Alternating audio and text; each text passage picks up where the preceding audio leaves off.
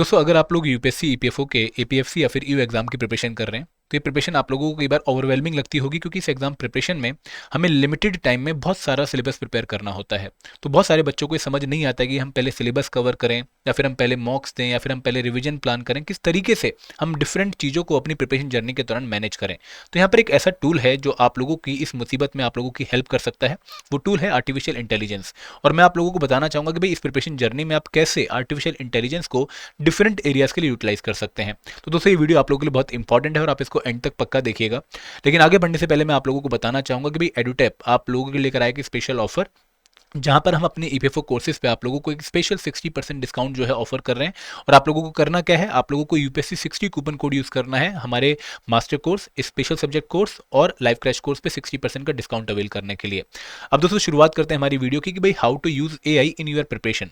तो इस वीडियो में आगे बढ़ने से पहले मैं आप लोगों को एक डिस्क्लेमर देना चाहूँगा कि जो बच्चे अभी तैयारी में आए हैं, जो अभी अपना सिलेबस कवर करना स्टार्ट कर रहे हैं, वो एआई को बहुत ज़्यादा एक्सटेंसिवली यूज़ ना करें।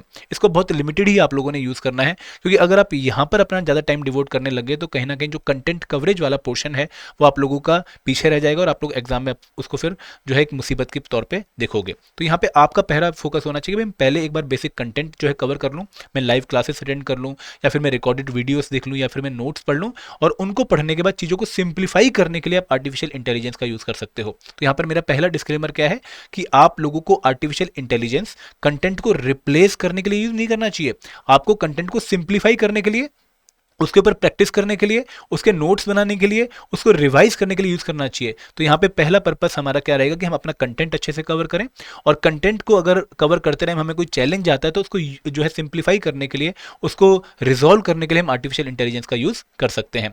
और दूसरी बात यह कि भाई बहुत एक्सटेंसिव यूज आपको इसका नहीं करना है, आपको बहुत लिमिटेड यूज ही आई का अपनी प्रिपरेशन जर्नी में करना है। आप लोग अगर प्रैक्टिस करना चाहते हैं, अगर आप नोट्स बनाना चाहते हैं, तो देखो कोई भी जो है रिप्लेसमेंट नहीं है हैंड रिटन नोट्स की या फिर अच्छे क्विजेस की। तो एआई आपको एक हेल्प जरूर करेगा, but this is not the replacement of actual content. ठीक है, अब शुरुआत करते हैं कि भाई कौन से ऐसे एरियाज हैं जहां पर हम एआई का यूज कर सकते हैं। देखो सबसे पहला एरिया है फॉर प्रैक्टिसिंग एमसीक्यूज। आप लोग एआई की मदद से किसी भी टॉपिक पर बहुत क्वालिटी एमसीक्यूज जो है प्रैक्टिस कर सकते हैं। मैं बताऊंगा आपको कैसे। अभी मैं आपको एरियाज बता रहा हूँ, फिर मैं आपको हर एक एरियाज को कैसे हम यूटिलाइज करेंगे या चैट जीपीटी में इसको कैसे हम जो है एक्सप्लोर करेंगे, हम समझेंगे। उसके बाद आप शॉर्ट एंड कंसाइज नोट्स किसी भी टॉपिक पे जो है बना सकते हैं with the help of AI. और मैं देखूंगा, बताऊंगा भी आपको कि किस तरीके से वो नोट्स आपके बन सकते हैं।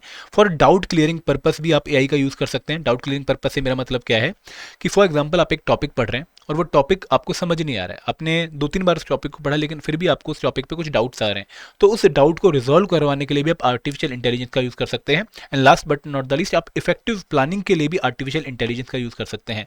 तो फिर मैंने बहुत ही बेसिक एरियाज आप लोगों को बताएं जहां पर आप एआई का यूज़ कर सकते हैं। आप में से बहुत सारे बच्चे शायद ऑलरेडी एआई का यूज़ कर रहे होंगे, बट जो बच्चे अभी तक इनका यूज़ नहीं कर रहे हैं उनके लिए मैं एरियाज मेंशन कर रहा हूँ। मैं इस टॉपिक को बहुत ज़्यादा एक्सप्लोर भी नहीं कर रहा हूँ, मैं बहुत ज़्यादा डीप में भी नहीं जा रहा हूँ, क्योंकि अभी हमारे पास शायद टाइम नहीं है डीप में जाने का। हमें बेसिक लेवल पे ही एआई को यूज़ करना चाहिए, क्योंकि हमें कंटेंट भी बहुत सारा कवर करना है, हमें अपने नोट्स को रिवाइज भी करना है। तो हम एआई का बहुत लिमिटेड यूज़ करेंगे, हम बहुत ज़्यादा डीप में आर्टिफिशियल इंटेलिजेंस के नहीं जा रहे हैं और हम इस चीज़ को बहुत कॉम्प्लेक्स नहीं बना रहे हैं। ठीक है, हम बहुत सिंपल तरीके से कवर करेंगे कि बेसिक एरियाज कौन से हैं जहां पर हम एआई का यूज़ कर सकते हैं और कैसे हमें यूज़ करना चाहिए। ठीक है, तो यहाँ पर मैं आपको अब एग्जांपल दिखाना चाहूँगा कि हम हर एक एरिया में कैसे जो है चीज़ों को जो है एक्सप्लेन कर सकते हैं, कैसे एक्सप्लोर करेंगे चैट जीपीटी को। देखो मैं चैट जीपीटी का जो प्लेटफॉर्म है वो खोलता हूँ। ये मेरा एक चैट जीपीटी का प्लेटफॉर्म है। आप लोगों ने शायद चैट जीपीटी पहले यूज़ किया होगा, अगर नहीं किया तो आपको लॉगिन करना पड़ेगा चैट जीपीटी पे। आप कैसे कर सकते हैं, आप लोग गूगल पे जाइए, आप चैट जीपीटी लिखिए। ठीक है, जब आप चैट जीपीटी लिखेंगे तो चैट जीपीटी लिखने के बाद गूगल पे कुछ ये सिस्टम आएगा, आप चैट जीपीटी पे क्लिक करेंगे और चैट जीपीटी पे क्लिक करने के बाद अब जैसे मेरा तो अकाउंट लॉगिन है तो वो सीधा अकाउंट ही खुलता है। अदरवाइज आप लोगों को वो ऑप्शन देगा कि भाई आप लॉगिन करो या साइन अप करो। अगर आप लोगों का गूगल पे अकाउंट है तो आप गूगल का अकाउंट यूज करके लॉगिन कर सकते हो, या फिर आप अलग से भी एक अकाउंट बना सकते हो। तो इस तरीके से आप चैट जीपीटी पे आ सकते हो। देखो चैट जीपीटी पे आने के बाद आप लोगों को इंस्ट्रक्शन देनी होती है चैट जीपीटी को, उसके बेसिस पे वो आउटपुट देता है। मतलब यहाँ पर आप कुछ इनपुट दोगे, ठीक है, वो इनपुट के बेसिस पे आप लोगों को आउटपुट मिलेगी। तो जब भी आप इनपुट दोगे तो इनपुट के कुछ पॉइंट्स होते हैं जो आप लोगों को बहुत ध्यान में रखने हैं कि जब भी आप इनपुट शेयर करो तो इनपुट आप लोगों की कुछ पर्टिकुलर पॉइंट्स को कवर करती हो। मतलब आप जब भी कोई मैसेज या फिर जब भी कोई काम चैट जीपीटी से करवाना चाहते हो तो आप उसको बताओ कि भाई क्या कंटेक्स्ट है, किस कंटेक्स्ट में, किस रोल के हिसाब से उसको काम करना है। उसको पूरी क्लैरिटी दो अपने मैसेज में, ताकि उसको कोई डाउट ना आए, कोई एम्बिग्यूटी ना रहे। इसके अलावा चीज़ों को स्पेसिफिक करके बताओ, ना कि आप जो है उनको वेग रखो। Last but not the least, कोशिश करो कि आप एग्जाम्पल दो। जैसे मैं आप लोगों के साथ एग्जाम्पल शेयर करना चाहूँगा कि अगर मुझे एमसीक्यूज किसी टॉपिक पे चैट जीपीटी से बनवाने हैं तो मैं क्या करूँगा। मैंने उसको प्रॉम्प्ट लिखा, hi I am a student preparing for UPSC, APFC and EO examination. I have just covered the topic civil. Topic को मैं शायद एक स्पेशल मेंशन करना चाहूँगा, तो मैं इसको ब्रैकेट उसमें रख देता हूँ, कॉमास में रख देता हूँ, disobedience movement. Okay, I have just covered the topic civil disobedience movement in the component Indian culture, heritage and freedom movement. Okay, please now, okay, I am also sharing the context. Now I want to revise and practice this topic with the help of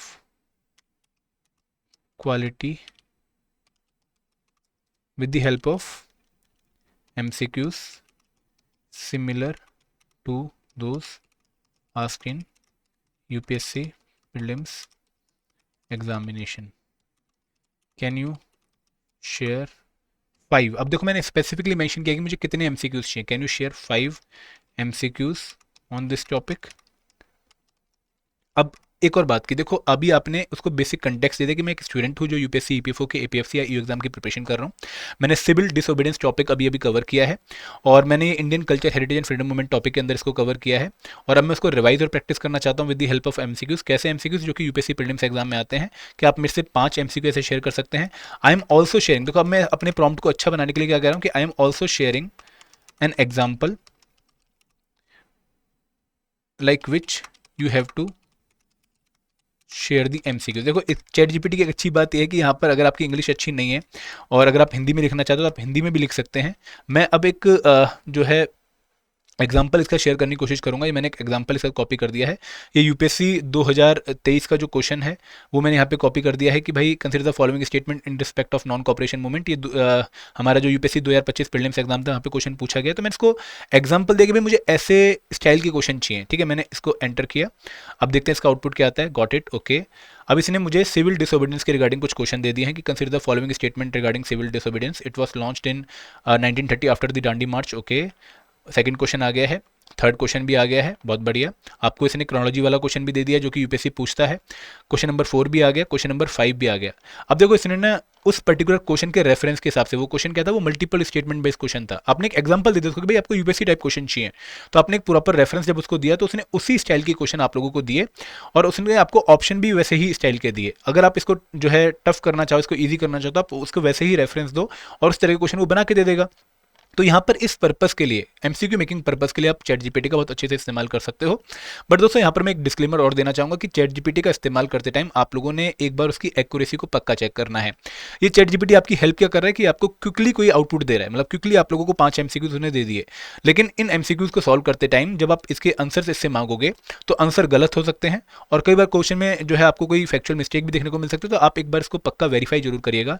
verify करना आपका time लेगा, ना कि output बनाना, क्योंकि output तो chat GPT बना के दे ही रहे, तो वेरीफाई करने में आपका जो है मैक्सिमम टाइम जाएगा।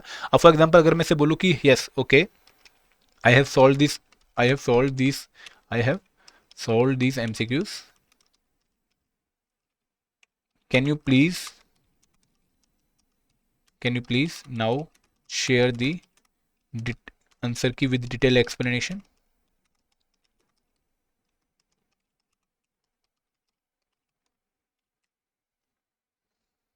अब देखो इसका कमाल ये है, आपको ना हर एक क्वेश्चन का आंसर दे देगा।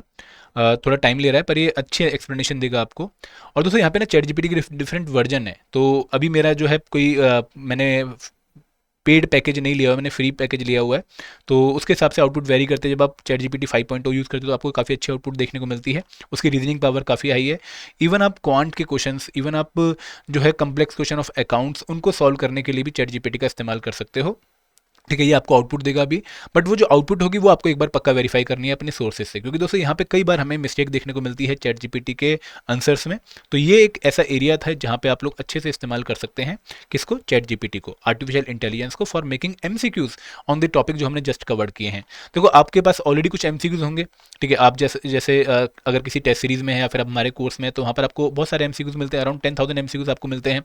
अगर उसके अलावा भी आपने प्रैक्टिस करने हैं तो आप चैट जीपीटी का इस्तेमाल कर सकते हैं। देखो इन्होंने बहुत अच्छे से हर एक क्वेश्चन का आंसर और उसकी एक्सप्लेनेशन दी है, बट देयर आर चांसेस कि आंसर गलत हो सकते हैं, तो एक बार आपको फिर भी पक्का चेक कर लेना चाहिए। ठीक है, आगे बढ़ते हैं। तो हमने पहला एरिया क्या कवर किया कि भाई एमसीक्यू फ्रेमिंग हम कैसे इसको इस्तेमाल कर सकते हैं। यहाँ पे मैं दोबारा से रिपीट करना चाहूंगा कि मैंने उसको अपना कंटेक्स्ट दिया कि भाई कंटेक्स्ट क्या है, मैं कौन हूँ, ठीक है, मैंने क्या किया है और मैं क्या चाहता हूँ, और मैंने उसको स्पेसिफिकली आउटपुट दिया कि भाई मुझे 5 एमसीक्यूज चाहिए और किस तरह के एमसीक्यू चाहिए वो भी मैंने उसको बताए। तो देखो ये प्रॉम्प्ट थोड़ा सा आपका टाइम लेगा, अराउंड 10 मिनट का, लेकिन जब आप प्रॉम्प्ट अच्छा लिखते हो तो आप बहुत अच्छी आउटपुट भी वहाँ पे उससे पाओगे। तो आपको ये यहाँ पे गीजो वाला प्रिंसिपल जो है यूज़ करना है। लीफ गीजो प्रिंसिपल क्या होता है कि भाई गार्बेज इन गार्बेज आउट, अगर आप गार्बेज डालोगे तो आपको गार्बेज ही मिलेगी, अगर आप अच्छी चीज़ डालोगे तो आपको अच्छी चीज़ आउटपुट मिलेगी। तो ये प्रिंसिपल आप लोग यहाँ पर फॉलो कर सकते हैं। तो सब हम सेकंड एरिया देखते हैं। सेकंड एरिया क्या था कि मुझे क्विकली रिवीजन करने में या फिर कंसाइज नोट्स बनाने में चैट जीपीटी कैसे हेल्प कर सकता है। दोस्तों एक बहुत ही इंटरेस्टिंग एरिया है और मैं इसको भी आपको जो है शो करना चाहूँगा। फॉर एग्जांपल मैं एक टॉपिक प्रिपेयर कर रहा हूँ, मैं अगेन हिस्ट्री का ही एग्जांपल लेता हूँ, ठीक है, क्योंकि हिस्ट्री में एक ऐसा एरिया है जो हमें पिछले कुछ टाइम से परेशान कर रहा है, और वो एरिया है कांग्रेस के सेशंस और उसके प्रेसिडेंट। आप लोगों से 2021 के ईयू एग्जामिनेशन में भी कांग्रेस के प्रेसिडेंट के रिगार्डिंग क्वेश्चन पूछा गया कि इंडिपेंडेंस के टाइम पर कांग्रेस का प्रेसिडेंट कौन था। आपको 4 ऑप्शन दिए गए थे, पतंबी सीतारामैया, जेबी कृपलानी, ठीक है, एंड अबुल कलाम आजाद, जवाहरलाल नेहरू। इसके अलावा अगर आप 2023 का ईयू एग्जामिनेशन देखें तो वहां पर भी आप लोगों से क्वेश्चन पूछा गया था कि भाई 1911, 1912, 1913, 1914, और सामने आप लोगों को जो है कांग्रेस के प्रेसिडेंट दिए थे, आपको मैच करना था कि भाई कौन सी ईयर का कौन सा कांग्रेस का प्रेसिडेंट था। अब ये हमें एक ऐसा एरिया जो काफी टफ लग रहा है, और अगर हम अपने नोट्स बनाने जाएंगे तो हमें गूगल पे जाके हर एक पर्टिकुलर ईयर पे सर्च करना पड़ेगा या लिस्ट देखनी पड़ेगी और उसको फिर लिखना पड़ेगा। उसके हमें कोई ऐसा डाउनलोडेबल फॉर्मेट में, टेबल फॉर्मेट में जो है चीज़ें नहीं मिल जाएंगी ताकि हम उसको अपने टेबल के सामने चिपका सकें।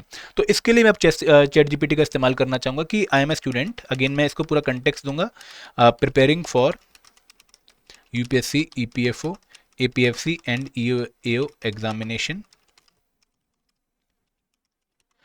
आई एम फाइंडिंग इट डिफिकल्ट। दोस्तों देखो मैं आपके सामने ही बहुत बेसिक प्रॉम्प्ट लिख रहा हूँ, मैं कोई इसके लिए तैयारी करके नहीं आया हूँ, बस मैं यूज़ कर रहा हूँ, तो इसलिए मुझे थोड़ी सी आदत होगी कि कैसे प्रॉम्प्ट लिखना है।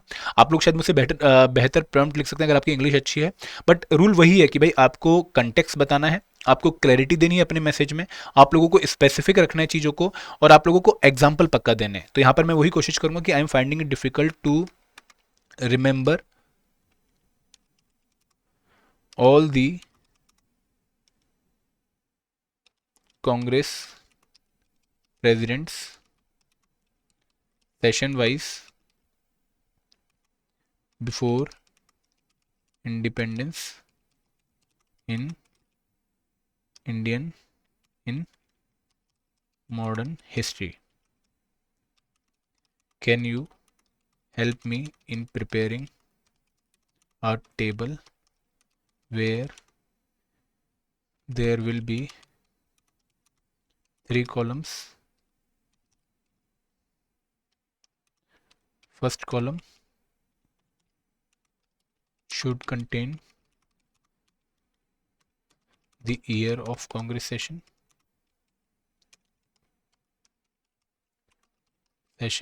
starting from 1885.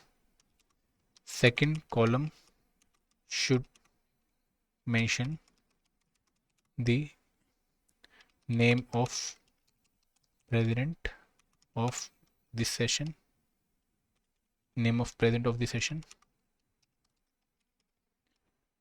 and third column should mention important happenings मैं अगेन उसको ना बहुत ज़्यादा मेहनत करना नहीं चाह रहा, क्योंकि जैसे ही वो ज़्यादा मेहनत करने जाएगा तो वो शायद आउटपुट कंप्रोमाइज़ कर देगा, तो मैं उसे लिमिटेड रखना चाहता हूँ, मैक्सिमम 2 फ्रॉम दिस सेशन। अब मैं इसे एक टेबल फॉर्मेट चाह रहा हूँ, जहाँ पे मैं इसे एक ऐसे आउटपुट डिज़ाइन कर रहा हूँ कि मुझे ईयर मेंशन कर दे, इस ईयर में ये प्रेसिडेंट थे और इसमें ये इंपॉर्टेंट हुआ। मैं एक बार ट्राई करके देखता हूँ कि क्या वो आउटपुट देता है। ठीक है, अब देखते हैं। तो इसने 1885 डब्ल्यू.सी. बनर्जी बिल्कुल सही बोला। First session of INC attended by 72 delegates. Okay. 1886 Calcutta सही है। Dadabhai Naoroji formation of Indian National Congress as all India body. Okay. Badruddin Tyabji 1887 first Muslim president of INC. ठीक है। तो उसको देखो, इसने कितने बढ़िया तरीके से आप लोगों को जो है लिस्ट बना के दे दी, बट यहाँ पर अगर आप ध्यान से देखो तो इसने कुछ सेशन जो है मिस भी कर दिए। आप लोग देखो कि 1890 के बाद इसने 1892 सीधा शुरू कर दिया, 1896 शुरू कर दिया। इसने बेसिकली मेजर आईएनसी सेशंस की आपको जो है लिस्ट दे दी। तो यहाँ पे आउटपुट क्यों कंप्रोमाइज, क्योंकि हमने इसे बहुत लंबा टास्क दे दिया। अगर मैं इसको थोड़ा और अच्छा बनाना चाहता तो मैं कैसे बनाता, मैं आपको एक एग्जांपल देता हूँ कि मैं इसको छोटे छोटे चंक्स में काम करवाता कि 1885 टू 1910 पहले मैंने इसे सिर्फ 25 मांगे। ठीक है, अब देखते हैं कि ये आउटपुट इंप्रूव करता है नहीं कर सकता। देखो, हमारे लिए सबके लिए बहुत अच्छी इंपॉर्टेंट एक्सरसाइज है, ताकि हम देख पाएँ कि किस तरीके से चैट जीपीटी हमें हेल्प कर रहा है। अब मैं ने जब पहली आउटपुट से दी कि भाई आप सीधा मुझे 1885 से लेकर इंडिपेंडेंस तक के वो जो है सेशन दे दो, तो उसने कुछ सेशन बीच में स्किप कर दिए। लेकिन मैं नहीं चाह रहा था कि भाई कोई सेशन स्किप हो, क्योंकि पेपर में बहुत टफ और बहुत डीप में भी क्वेश्चन पूछा गया था 2023 में, 1911, 1912, 1913 और 1914 वाला। तो मैं उससे जो है हर पर्टिकुलर सेशन की डिटेल चाहता हूं, तो मैंने उसको थोड़ा सा प्रॉम्प्ट चेंज करके दिया। अब इसने 1891 कवर किया, 1892, 93, 94, 95, 96, 97, 98। तो इसने अब लगभग सारे के सारे सेशन कवर कर लिए हैं और इसने क्लियरली मुझे उनके इंपॉर्टेंट पॉइंट्स भी बता दें। तो this is a better output. तो इस तरीके से मैं पहले उससे 1885 से 1910 तक के जो है सेशन के बारे में जो है डिटेल लूंगा, फिर मैं उससे 1911 से लेके 1925 या फिर 1930 तक की डिटेल लूंगा। इस तरीके से मैं आगे बढ़ूंगा। तो ये जो टेबल है मैं कॉपी भी कर सकता हूँ। देखो, आप इसको कॉपी भी कर सकते हो और इसको कहीं पेस्ट भी कर सकते हो। तो ये टेबल अब आपके सामने अगर रहेगा तो आपको याद भी रहेगा। तो इस तरीके से आप जो है चैट जीपीटी का इस्तेमाल कर सकते हो। एक और तरीका क्या है, एक और एरिया क्या था कि आई एम अगेन ग्रेट। पहले मैं इसको थोड़ा तारीफ करूंगा क्योंकि इसने मेरी हेल्प करी है। I also want to do similar exercise. मैं सिमिलर एक्सरसाइज करना चाहता हूँ to make concise notes on viceroys during British rule from 1857 onwards. ठीक है, अब मैंने इसको एक बहुत रफ आउटपुट दी, क्योंकि इसका कंटेक्स्ट पहले से सेट था कि ये क्या काम कर रहा है। अब मैं इसे उसी कंटेक्स्ट में एक और काम चाह रहा हूँ कि आप मुझे ये लिस्ट ही बना के दे दो। देखो, इसने उसी कंटेक्स्ट से हमें एक और लिस्ट बना के दे दी। ये भी लिस्ट हमारे सामने जो है चिपक सकती है हमारे टेबल के सामने, और ये भी हमें हेल्प कर सकती है। तो इस तरीके से आप जो है चैट जीपीटी का इस्तेमाल कर सकते हैं फॉर मेकिंग क्विक नोट्स। आप आईआरएन लेबर लॉ के नोट्स, आप अकाउंटेंसी के नोट्स, आप लोग जो है पॉलिटी के नोट्स, आप वो बनवा सकते हैं। फॉर एग्जांपल, अगर मैं पॉलिटी में मैं इसे चाहूँ कि भाई आई एम फाइंडिंग इट डिफ़िकल्ट, पहले मैं इसे तारीफ़ करूँगा। अगेन मैं तारीफ़ के बिना आगे नहीं बढ़ूँगा, ठीक है, ताकि ये बुरा ना माने और कहीं आउटपुट कंप्रोमाइज़ ना कर दे। Great, now I am also finding it difficult to remember articles linked with constitutional bodies in Indian Constitution. Can you repeat मतलब ऊपर एक एक्सरसाइज कर चुका है। Can you repeat the above exercise here also. देखो, मैं उसी कंटेक्स्ट में से बार बार काम करवाया जा रहा हूँ, क्योंकि मैंने कंटेक्स्ट एक बार पहले जो है कर दिया था। अब इसने देखो मुझे उन पर्टिकुलर बॉडीज़ के जो हमारे लिए बहुत इंपॉर्टेंट कॉन्स्टिट्यूशन बॉडीज़ हैं उनके आर्टिकल्स के चीज़ें हिसाब से चीज़ें मेंशन कर दी। ये भी मेरे पास एक टेबल बन गया, क्योंकि जब आप पेपर देखेंगे ना ध्यान से, तो पेपर में इवन अगर आप लोगों को ये टेबल की क्लैरिटी कि भाई कौन सी बॉडी कॉन्स्टिट्यूशनल बॉडी है और कौन सी बॉडी नॉन कॉन्स्टिट्यूशनल बॉडी, तो भी आप एक क्वेश्चन पेपर में सॉल्व करके आ रहे हो। लास्ट टाइम एनएचआरसी के ऊपर क्वेश्चन पूछा है, तो ये लिस्ट भी अगर आपके सामने होगी तो आप इसका काफ़ी अच्छे से इस्तेमाल कर पाओगे। तो दोस्तों, इस तरीके से हमें चीज़ों का जो है इस्तेमाल करना है, चैट जीपीटी का इस्तेमाल करना है। दोस्तों, मैं एक और एरिया यहाँ पर आप लोगों के साथ एक्सप्लोर करना चाहूँगा।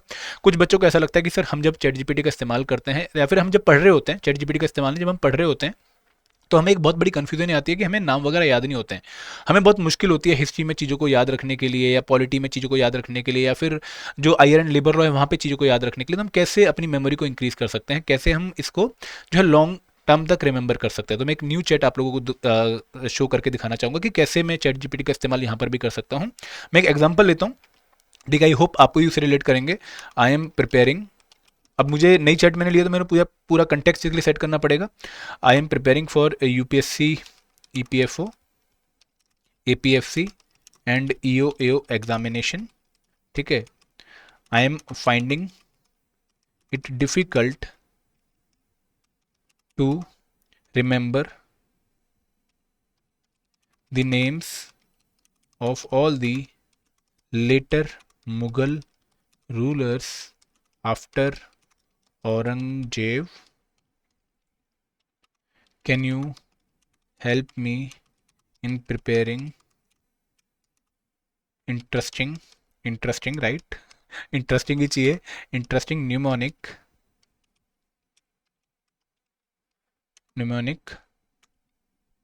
न्यूमोनिक्स में कुछ एग्जांपल चाह रहा हूँ to remember them.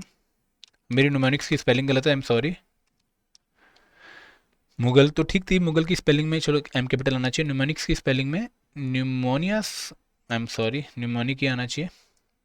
Preparing some interesting, मैं सम कर देता हूँ यहाँ पे ताकि मुझे कुछ एग्जांपल दे। मैंने आप उसको जो है शेयर कर दिया। देखो मुझे पता है कि भाई बहादुर शाह था, जहांदर शाह था, ठीक है, फारूक शाह था, रफीउद्दौला, एक और थे बीच में, और फिर शाहजहां, मोहम्मद शाह रंगीला। इनका न्यूमोनिक देखते हैं।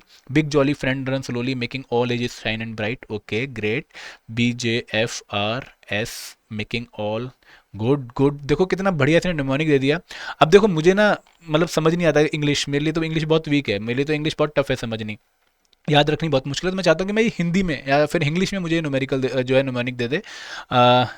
Can you help me preparing some interesting mnemonics in Hindi. पहले मैं हिंदी का ट्राई करता हूँ कि हिंदी में कोई दे दे तो मैं इसे जो है दोबारा से चैट की जो है आउटपुट देता हूँ, इनपुट देता हूँ। अब देखते हैं क्या कहता है कि कोई नुमानी के बना दे हिंदी में जो मुझे याद हो जाए। बड़ा जहाँ फिर मुर्गा आया, शाम को अकबर बहादुरी दिखाए, वाह। देखो देखो किस तरीके से इसने हमें हेल्प कर दी चीज़ों को याद रखने में। अगर मैं इंग्लिश में इसमें चाहता हूँ कि नहीं मुझे हिंदी नहीं, मुझे इंग्लिश दे दे, मैं थोड़ी इंग्लिश थोड़ी हिंदी मिक्स कर लूँगा, तो मैं इंग्लिश लिख देता हूँ। मैंने इसको फिर दोबारा आउटपुट दी। अब देखते हैं क्या न्यूमेरिक बनाता है। तो दोस्तों इस तरीके से मैं चैट जीपीटी का इस्तेमाल कर रहा हूँ कि किस तरीके से वो मुझे हेल्प कर सकता है चीज़ों को रिमेंबर करने में। बड़े जीत की फौज मियाँ आज शाम को आलू बैंगन खाएंगे। देखो मतलब कितना इंटरेस्टिंग था, इसने मतलब एक निमोनिक बना के दे दिया, और ये चीज़ें मुझे शायद लंबे समय तक याद भी रह सकती हैं। मैं इसको यूज़ करके अपने एग्जाम में जो है एक अच्छी आउटपुट ले सकता हूँ। अगेन कोई और भी एरिया देख लेते हैं कि फॉर एग्जाम्पल कोई आप जो है अपने एंड पे ट्राई करेगा, मैं एक और ट्राई करता हूँ। I am finding it difficult to remember the 16 mahajanapadas. मैं आपको सिर्फ एग्जांपल दे रहा हूँ ताकि आप लोगों का माइंड खुले कहाँ कहाँ पे इसको जनपदास इन एंशंट हिस्ट्री। स्पेलिंग का मैं जो है ज़्यादा ध्यान नहीं रख रहा हूँ क्योंकि स्पेलिंग के लिए मुझे बाद में भी जो है ये सजेशन दे देगा, मैं उससे ठीक कर लूँगा। Mahajanapadas in ancient history. Can you create an interesting mnemonic for this purpose. अब मैंने इसको सेंड कर दिया, ठीक है। अब आप देखना इसकी आउटपुट। एब्सोल्युटली 16 महाजनपद, इसने 16 महाजनपद के नाम लिख दिया। Mighty kings vast army galloped kindly protecting mighty strong cities making victory assured kindly. देखो अगेन इसने काफ़ी हिंदी में मतलब काफ़ी इंग्लिश में टफ से इंग्लिश लिख दी, मेरे तो ऊपर से गई है, बट मैं इसको जो है थोड़ा सा ऐसा न्यूमेरिक बोलूँगा कि इन इंग्लिश, तो अब शायद वो न्यूमेरिक मुझे लंबे समय तक याद रहे। तो इस तरीके से आप न्यूमेरिक बना सकते हैं, आप चीज़ों को याद करने के तरीके ढूंढ सकते हैं। तो ऐसे आपकी चैट जीपीटी हेल्प करता है दोस्तों, और आप अपनी तैयारी को बहुत इससे इंटरेस्टिंग बना सकते हैं, थोड़ा स्मूथ बना सकते हैं और थोड़ा क्विक कर सकते हैं। मैंने आपको नोट्स का एग्जांपल दे दिया, मैंने आपको एमसीक्यूज़ का एग्जांपल दे दिया, मैंने आपको जो है न्यूमोनिक्स का एग्जांपल दे दिया, ठीक है। अब एक और एरिया है डाउट क्लियरिंग पर्पस, ठीक है। देखो ये भी बहुत इंटरेस्टिंग एरिया है, ठीक है। मैं अगेन इसकी आपको जो है इनपुट दिखाता हूँ कि कैसे मैं इनपुट करूँगा चैट जीपीटी को इस एरिया को एक्सप्लोर करने के लिए। आई एम प्रिपेयरिंग, मैं अगेन पूरा कंटेक्स्ट लिखता हूँ, for UPSC, EPFO, APFC and EO AO examination, okay. अब मैं इसे कंटेक्स्ट दे रहा हूँ। आई गॉट स्टक, मैं अगर हिंदी में लिखना चाहूँ मैं हिंदी में लिख के दिखाता हूँ आपको। मैं जब रिमूवल ऑफ सुप्रीम कोर्ट, पूरा लिखूंगा मैं इसको, मैं जब सुप्रीम कोर्ट जज पढ़ रहा हूँ तो मुझे ये प्रोसेस समझ नहीं आ रहा है। क्या आप मुझे एक सिंपल एग्जांपल के थ्रू पूरा प्रोसेस विद गाइडलाइंस एक्सप्लेन कर सकते हो? अब देखो इसकी आउटपुट। मैं रिमूवल ऑफ सुप्रीम कोर्ट जज पढ़ रहा था, लेकिन मुझे वो समझ नहीं आ रहा, मुझे काफ़ी कम्प्लेक्स लगा। अब मैं से एक एग्जांपल चाह रहा हूँ, ठीक है। सुप्रीम कोर्ट के जज की अपॉइंटमेंट प्रेसिडेंट करता है, लेकिन रिमूवल एक बहुत ही स्ट्रिक्ट प्रोसेस है ताकि जुडिशियल इंडिपेंडेंस बना रहे और सरकार जज को अपनी मर्जी से ना हटा सके। बहुत ही बढ़िया इसने तरीके से लाइन बता दी हमें। कॉन्स्टिट्यूशन में कौन सा आर्टिकल इसका जिक्र है बता दिया इसने, ग्राउंड्स बता दिए। मान लो सुप्रीम कोर्ट के एक जज का नाम है जस्टिस एक्स। कुछ एमपीज को लगता है कि जस्टिस एक्स ने करप्शन किया है, प्रूव्ड मिसबिहेवियर। अब एमपीज तुरंत प्रेसिडेंट के पास जाकर बोल नहीं सकते कि इस जज को हटाओ। एक प्रॉपर पार्लियामेंट्री प्रोसेस फॉलो होता है। मिनिमम 100 लोकसभा मेंबर या 50 राज्यसभा मेंबर एक मोशन साइन करके स्पीकर या चेयरमैन को देते हैं। एग्जाम्पल, 100 एमपीज लोकसभा में मोशन देते हैं कि जस्टिस एक्स को रिमूव करना है। स्पीकर चेयरमैन डिसाइड करेंगे कि मोशन एडमिट करें या रिजेक्ट करें। सपोज स्पीकर ने मोशन एडमिट कर लिया। अब दोस्तों कितने तरीके से इसने पूरा जो है आपको प्रोसेस एक्सप्लेन कर लिया, और ये आपकी जो अंडरस्टैंडिंग है उसको और स्मूथ कर देगा, आपको चीज़ें समझने में हेल्प कर देगा। तो आपको पूरा प्रोसेस समझ आ गया। जो भी चीज़ आपको कम्प्लेक्स लगती है, फॉर एग्जाम्पल मैं एक और एग्जाम्पल लेता हूँ। मैं जब रिटर्निंग ऑफिसर के बारे में पढ़ रहा हूँ इन दी इंडस्ट्रियल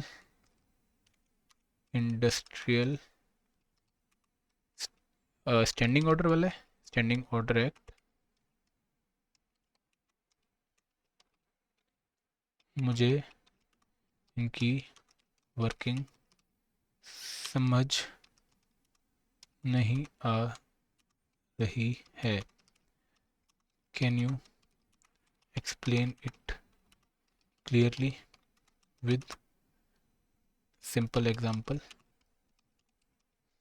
ओके, मैंने अब इनको एक और एरिया की जो है वर्किंग दी कि रिटर्निंग ऑफिसर में पढ़ रहा था, ठीक है, industrial employment standing order act में। तो मुझे वो समझ नहीं आ रहा है। तो स्टैंडिंग ऑर्डर कहता है कि इंडस्ट्रियल एस्टेब्लिशमेंट जिसमें 100+ वर्कर को अपने एम्प्लॉइज़ के लिए एक स्टैंडिंग ऑर्डर बनाना होगा, ये स्पेशली सर्विस रूल होते हैं, इसमें क्लियरली लिखा होता है ये। अब रिटर्निंग ऑफिसर का रोल कहाँ आता है, देखो तो कितने अच्छे तरीके से ने पूरी चीज़ एक्सप्लेन कर दी है। तो आपके लिए सिंपल एग्जाम्पल इसने बता दिया है, और इवन एनालॉग भी देखिए भाई आपके जो है स्कूल वगैरह में, कॉलेज वगैरह में कौन सा ऐसा पर्सन है जो कि ऑलमोस्ट सिमिलर है रिटर्निंग प्रोसेस के जो है तरह। तो आपको बहुत अच्छे से इसने एक्सप्लेन कर दिया है। तो दोस्तों ये एक ऐसा एरिया था जहाँ पे अगेन आप लोग चीज़ों को सिंप्लीफाई करने के लिए, चीज़ों को बेहतर तरीके से अंडरस्टैंड करने के लिए चैट जीपीटी का इस्तेमाल कर सकते हैं। अब हमारा एक और एरिया बचा है। वो एरिया क्या है मैं आपको बताना चाहूँगा। वो एरिया है फॉर इफेक्टिव प्लानिंग, ठीक है। देखो इसका इस्तेमाल बहुत कम ही होगा, बट अगर आप लोगों ने फिर भी करना है तो कैसे कि I am an aspirant for UPSC EPFO APFC and EO examination. I have devoted 15 days for revising Indian polity. Can you please prepare a practical schedule to revise polity? If I have to devote 3 hours per if I have to devote 3 hours per day on it. Okay. मैं एक UPSC aspirant हूँ, मेरे पास 15 दिन है revise करने के लिए Indian polity. तो क्या आप एक प्रैक्टिकल शेड्यूल जो है बना के दे सकते हो कि मुझे कैसे 3 घंटे में इनको डेली रिवाइज करना चाहिए? देखो इसने बहुत ही सिंपल तरीके से आपको एक शेड्यूल बना के दे दिया कि भाई किस तरीके से आपको अप्रोच करना चाहिए। और यहाँ पे अगर आप टॉपिक्स देखोगे भी ध्यान दे तो इसने थोड़े इंपॉर्टेंट टॉपिक्स को पहले पिक कर लिया है। अब मैं मुझे मतलब थोड़ी सी बहुत नॉलेज है कि मैंने पॉलिटी पहले पढ़ी हुई है, तो मैं इसको बोलूँगा कि good, but I think covering Indian Parliament in 3 hours is a tough task. Tough task. ये प्रैक्टिकल कम लग रहा है, नहीं लग रहा है। Can you revisit above plan and make it more practical। मैंने इसे अभी जो है इनपुट चेंज करके दी। उसने बोला बिल्कुल सही पॉइंट, थोड़ा हैवी वेट टॉपिक है। अब इसने दोस्तों एक डिफरेंट तरीके से प्लान बना के दिया कि कैसे आपको अप्रोच करना चाहिए, और पार्लियामेंट वाले टॉपिक पे इसने बेसिकली 3 दिन लगवा दिया मुझसे। ठीक है, थोड़ा ज़्यादा टाइम लगवा दिया, बट अगेन जो इसकी अप्रोच थी कि भाई इसने जो इंपॉर्टेंट पॉइंट्स है वही पहले पिक किया, इसने जो है लेस इंपॉर्टेंट टॉपिक्स को थोड़ा सा साइडलाइन किया, और बहुत जो है इसने अच्छे तरीके से आपको जो एक प्लान बना के दे दिया। आप इसको एक बार चेक करके, क्योंकि आपने पहले पॉलिटी पढ़ी होगी तो आप इसको एक बार चेक भी कर सकते हो, फिर आप इसको फॉलो कर सकते हो। तो ये इफेक्टिव प्लानिंग में भी आपकी हेल्प करता है कि भाई कितने डेज आपको एलोकेट करने चाहिए। ठीक है, अब मतलब आप इससे और भी बहुत सारी हेल्प ले सकते हो कि भाई मुझे अपने मॉक टेस्ट को कैसे अप्रोच करना चाहिए। तो यहाँ पे मतलब मेरा जो चैट जीपीटी का प्लान है वो अभी शायद लिमिट हिट कर गया है, तो मैं आपको और एग्जांपल नहीं दे पाऊंगा, बट मुझे ऐसा लगता है कि ब्रॉडली आप लोगों को समझ आ गया होगा कि किस तरीके से हमें चैट जीपीटी का डिफरेंट जो है चीज़ों के लिए इस्तेमाल करना है।